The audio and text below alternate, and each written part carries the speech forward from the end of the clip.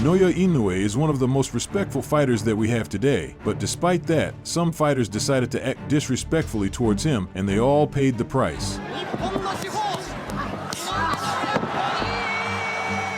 Emmanuel Rodriguez was a tough test, known to be a quick puncher and a guy that would get you out of there as soon as he smelled blood in the ring. The Japanese fighter finally agreed to fight him in a tournament that would give the best fighter the prestigious Muhammad Ali trophy. While backstage, Rodriguez, in an attempt to get under the Japanese's skin, acted disrespectful towards Naoya's father, going as far as pushing him and talking crap. When Inoue learned about this, he knew at that moment that he would make him pay in the ring.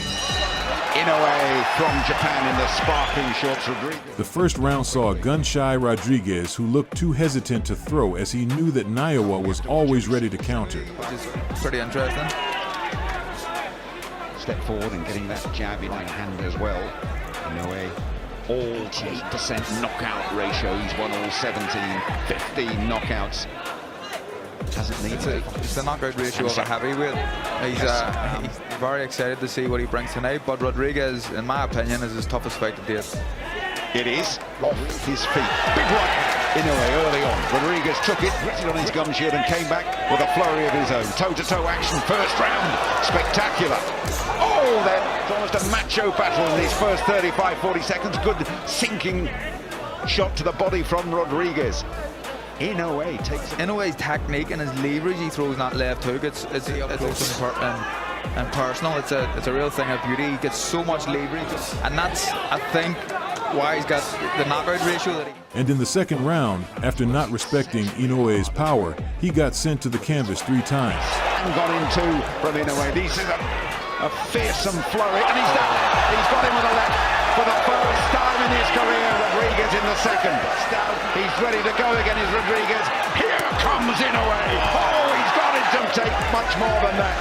Surely Rodriguez is waiting. Still 2 minutes to go, Jim. This is unbelievable for Inoue. Third time he's gone down, rolled over. It's over. Michael Alexander waves it off in the second. Antonio Nieves was a tough fighter who, like Rodriguez, always went for the knockout. He was a bit more open about the fact that he wanted to completely destroy Inoue, talking in interviews about how he is a much better fighter. You know, like I said, he's a great fighter, but has he really been tested? Like, all his fights been in Japan. Half of them were at 108, you know, fighting guys that stand right in front of him. You know, everything went his way. You know, he's at home, lower weight class, so we don't know. But Saturday we're gonna make him fight, and we're gonna see if he really is what the hype is all about. It's one thing believing in yourself, and another thing talking bad about your opponent. Just like we all know, Inoue always looks to deliver a statement inside the ring and not in interviews, and that is exactly what happened here. And he's called the monster, Andre. From the very beginning, Nieves realized what kind of monster he was up against and seemed too intimidated to throw a single punch. Set up by the jab. Absolutely. I think he hides the power behind the jab, like you just mentioned. So behind the jab on a classic 1-2. There's the classic 1-2 again. He says he hasn't uncurled that one quite yet. Just missed with one. Nieves is quite aware that he's up against a guy who's regarded as a monster. Wide, and at times been a little bit wide. But you can see the force that Inoue throws with. The power is obvious. In an amateur fight, so he has had one knockdown scored against him, although he says it wasn't because of a punch. He's a 115-pounder, boy. He's going with some force. you can hear those shots from ringside. That's a compliment. Left hand to the body, space rather than power. Now combinations. Oh, he thought it was the bell. Second warning clap and thought it was the bell. That saved Nieves right there. The fight was completely one-sided, with Inoue dictating the tempo and landing sharp, decisive punches on Nieves' face. Traveling through the air to give it a little bit lift over the top and get it down to the base. Now there's a perfect uppercut. Straight backs and punches sometimes. He uses his athletic ability to avoid punches and doesn't always use kind of classic technical defense. Talking a lot about the power of Inoue, but as we mentioned earlier in the broadcast, it's the jab and his opponents previous to this night. He has an high. It's a heavy jab, meaning his weight comes out over his front when he throws it. Oh, It sets up. I mean, Nieves has got his hands held up. Amazing job he's doing. Really nothing. What's impressive about Inoue is it's coming out wrong because of what Inoue's doing. What's the trainer supposed to tell him? You want to throw in the towel? Yeah, but the game plan's not working, but come up with a better one right now. I mean, the trainer's doing what he can do. Nieves is a tough kid, but he is taking a lot of punishment right He's now. talking as though his fighter has a chance, as though he's not taking a Not in beating. that position because when you're in the position that Nieves is in, again, it's just really appeal to his heart. Do you motivate him? And Rob, it's a tough and unenviable position, like you just mentioned, to be in. Well, win or lose, it's a big win as his banking career goes forward, and he said, I'm never going to give up my day job. Boxing is big. It's a big part of my life, but I got Inoue, it seemed it was round off to allow Nieves to throw some punches. I think that was by design. I don't know if Inoue was resting or if he was trying to lick the punishment from the previous round. In the 5th round, a devastating body shot knocked him to the canvas, but the fight was far from over. Lopsided fight, but in the capture their imagination and really look devastating. Make some water cooler buzz the next, on Monday at work. Maybe he can do that. But what is just a kind of sameness to every round in an extended fight. And now trying to find somewhere to hide in the ring, and he can't find it as Inoue continues to track him down, pin him against the ropes, and slip away to the side, and Inoue just keeps walking him down, gets him into position there where he shot one at authority. One or two more of those, you could end this fight, Jim. Here, Inoue has him ready to go to the body. Yep, there it is. First time down as a pro for Nieves. First time Inoue stalking. There it is. Another body shot with the left hook. Right back, but I literally don't think you should throw another punch other than a hook to the body. And there's another one. And there's another one. With enough authority to change anything. Another left hook to the body. Inoue listening to what Max Kellerman and Andre Ward said to the body. Another left hook to the body. Eventually, his corner chose to stop the fight to protect their fighter from the relentless punishment he was taking. Nieves looked at him like, wait a minute, you're allowed to do Another that left hook to the body. Listen to the sound when those left-hand body shots land all over the arena here at the StubHub Center. I know he's not dazed in a way like but why does he need to keep taking this punishment? Over and over and over, the sledgehammer left to the body. You can see lean to his side right there. That's why you got to switch it up. If you want that shot, you got to go away. The chance to put on a show now. Inoue is doing so as he lifts his hand. I know I'm a star. You're 1-2. His first loss in the last fight was a decision with which he disagreed. He is getting hit. Another left to the body to finish. Trainer Joseph Delguide has a decision to make. And he has made the decision. Inoue was given a tough test now, standing across the veteran Warlito Parinas, who was looking to take his head out of his body even from the start. He was so confident in his abilities that he was practically toying with his opponent. ワルリト・パレナスもアマチュアでキャリアがあります。硬いガードは持っていると言われています。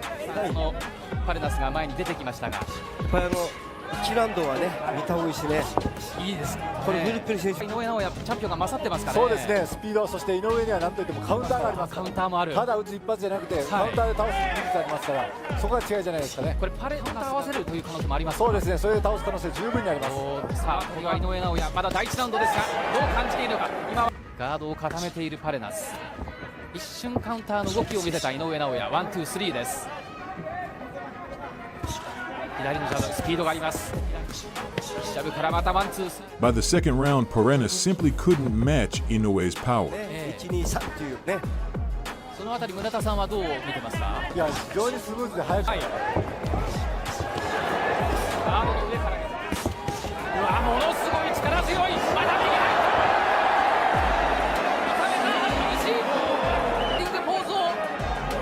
さあ井上尚弥倒しに行く。2ラウンド、まだ2ラウンド。ワンツー左。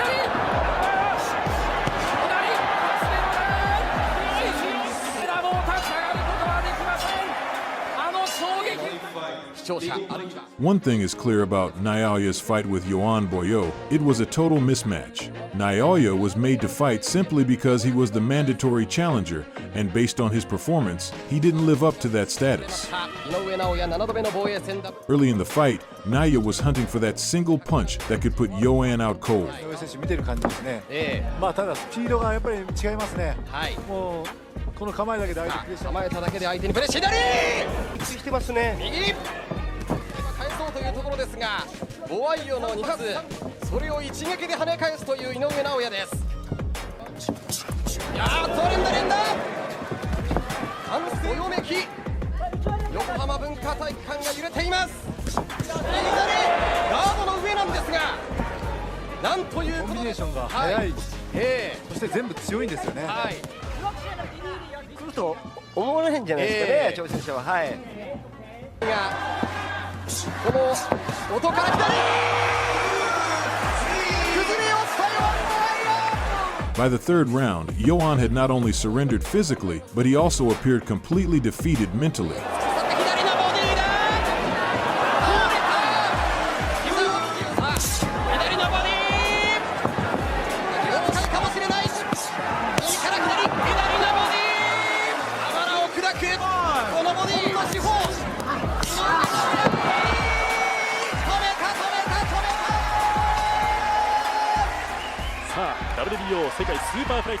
Karun Jarap was renowned for his toughness and relentless challenge to opponents. Inoue showcased an even greater level of intensity and aggression. そして川島さんは僕相手を見てますよね。ボディが入りました。左のジャブ、ガードを固めてワンツーを放っていきました。チャンピオンの井上尚弥です。なんといってもですね、ここ3年間負けなし16連勝中という快挙ということになりました。そして3度目の防衛戦を迎えています。負けじと返してきます。チャレンジャーのペッチバンボーンゴーキャットね。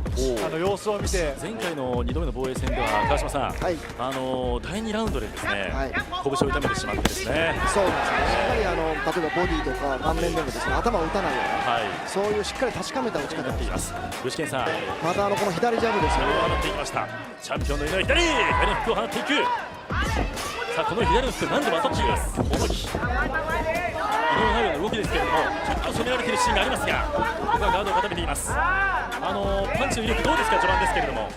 Karun was clearly lagging in the fight, with his attempts proving ineffective. 井上尚弥、ここら辺のフットワークがスイッチしてますけれども、非常に余裕ですよね。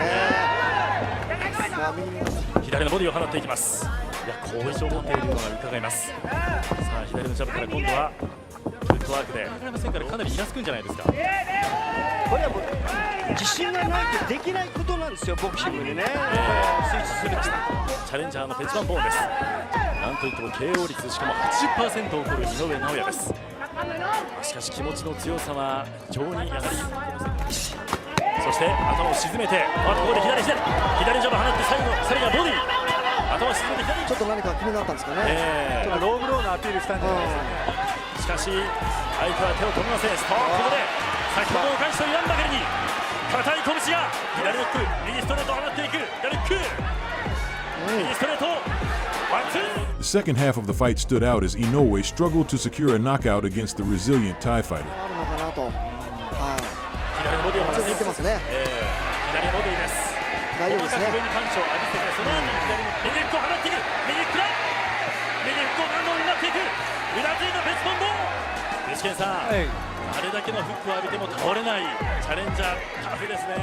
井上尚弥です。そしてこの表紙に上がるとさらに距離を詰めて足をかけていこうというところ、今お互いの腕が交錯する形、パンチですよね。そうですね。くっついた時にフックアッパーなんですね。ナックルは大丈夫だけど、もしかしたらハプニングもです。 In the 10th round, he finally dropped the Thai fighter to the canvas, prompting an immediate concession. チャレンジャーサイド、森アナウンサーのリポート。チャレンジャーはね、左のジャブを放っていきます。前回の試合は12ラウンドを両拳を痛めながらも経験しましたという話をしています。さあここでまとめていきます。コンパクトにコンビネーションを打ち込んでいるストレートを放っていきました。後ろに下がったペッチバンボーンに対して詰めていく35秒というところになっています。さあロープを背負わせるか。圧倒してますね。圧倒していません。チャレンジャーのペッチバンボーンですが、ここから次々と手数を出していきます。効いてる。チャレンジャー。ここでノックアウトを狙うか。オールブレイク。立ち上がることはできないか。すごい。聞こえた。相手の心をへし折ると。This only proves our point. You should probably never talk bad about Naoya Inoue, because one way or the other, you're gonna pay.